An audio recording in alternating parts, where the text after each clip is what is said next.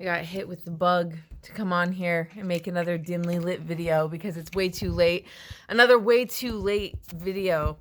But you know what? I don't care because when Spirit speaks, Spirit speaks. And I want to speak today from that place of knowing that I'm speaking to you, somebody who needs this message. Not necessarily from me or from anything specific, but this is a message that's going to really amplify your heart's awareness, your awareness of your heart. That's what I meant to say. So, your heart is this big, pumping, beautiful thing. And when we experience these rejections, these traumas, these things that where we've experienced times where it's like, oh, that made me feel like I don't really want to be as big as I could be. I don't really want to be noticed because, wow, that was really painful to be noticed in that moment, in that way that that person noticed me. So when we experience these things, what's really happening is like we've shrunken our consciousness, or we've kept our consciousness smaller than it could be because we're saying, hey, that's all I can handle. I can't handle a certain level. A certain level of awareness. Like I'm just not okay with it. And so what I want to get to really, I want to get to the heart of this because there's a word that we might not want to use, and that word is ugly. Ugliness. I want to talk to you about ugliness, and at the same time, right, we can almost not talk about ugliness without there being this shadow in the way, this elephant in the room of beauty, right, and beautifulness. And so what I want to say to you tonight is that your ugliness is something that you can look at and look at and look at. If you're being unconditionally aware, unconditional awareness, if you bring unconditional awareness to it, and it will reveal to you what it really is, which I won't tell you it's a word or it's this or that, but it's not ugliness. And it's really a creative stamp from source. It's a marker of your uniqueness. It's something for you to go into and therefore reveal to you this pathway of innocence, this pathway to source. So, for example, I have a mole on my face, and when I was really young, I would just kind of look in the mirror. I would be like, I'm so pretty, mom. I'm so pretty. Like, I thought I was so pretty, and I just loved looking in the mirror. I was just like, I don't know. I was very, like, I almost said infatuated, not in this, like, egotistical way. It was more just this way of, like, art, right? Like, seeing art, anything that I would see. And I was very just, like, I would look at rocks and the ants and bugs, and I was very, like, just fascinated with life. And then when I got older and older, and I would start to look in the mirror, and I started to notice, no one else around that I recognized, right, had a mole on their face. Everyone had like clean faces, right, or whatever you want to call it. People would have different, maybe acne or things like that as you got older. But as a general thing, when I was really young, like first grade, second grade, when the mole on my face started to get bigger and bigger, I really started to feel like I was disturbed by it. And then I would get comments from kids at school about it, and there was stuff around that. So I started to develop this huge thing around it where I became very paranoid about anybody seeing it. I didn't want anyone to see it, even to the point where, like, in high school, I didn't join a basketball team once I went to public school instead of being at like a charter school, which was really small. When I went to public school, I was really scared because I felt like I was going to be rejected and that everyone was going to hate me. And then I knew I was going to have to wear my hair all back. And so I didn't join basketball, even though I love sports.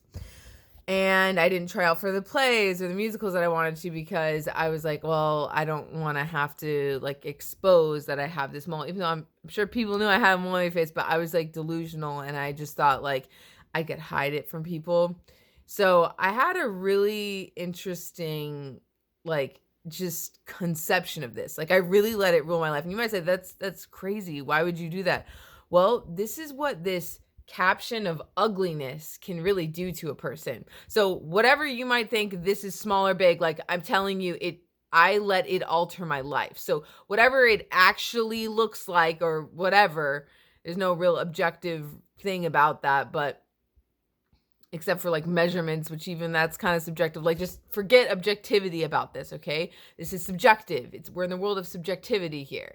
So if you're in the world of subjectivity, from my point of view, that was that, and that's how I let it change my life. So for you, what's something about yourself that you feel right now is ugly? Okay, and it could be something that's non-physical. It could be like you think a certain trait about you is ugly, okay? If you really feel good about your physical self, or either way, whatever jumps out at you. When I say the word ugly and you think of yourself, what is it? Go into that further and ask yourself, what does ugly feel like? When I say ugly, when I think of ugliness, what does it feel like in my body? Where is it in my body? And use ugliness. So keep going into that. What does it feel like in your body? Where's that sensation? Okay. Can you keep breathing and become aware of it? Unconditionally aware. Keep breathing and become unconditionally aware. Unconditional awareness. Unconditional awareness of who you are right now as the observer of this ugliness in you. What is the feeling of ugliness in you? See it, brighten it up. There you go, brighten it, brighten it. Now breathe deeply into your diaphragm, into your belly. Breathe and continue holding that vision. Continue allowing for the vision to flow. Release into that vision.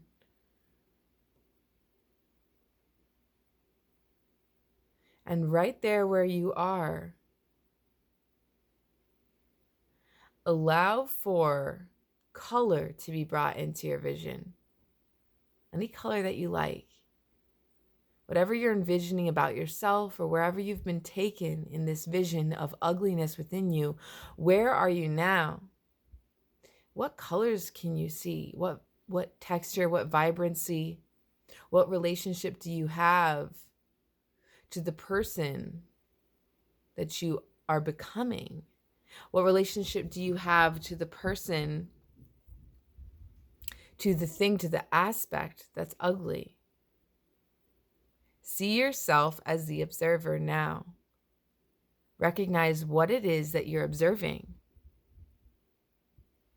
and see the beauty in it now. I invite you to see the beauty in it. Okay, now gently remind yourself that whatever this is you've been observing is actually a representation of divine creation. And now step yourself out of that vision. Come back to life here now. And there you are. That's your gift. Whatever is in that ugliness, that muddiness, ooh, that's your portal. That's your portal to all of existence, to humanity, to collective, to where we are at right now, to where we are vibrating.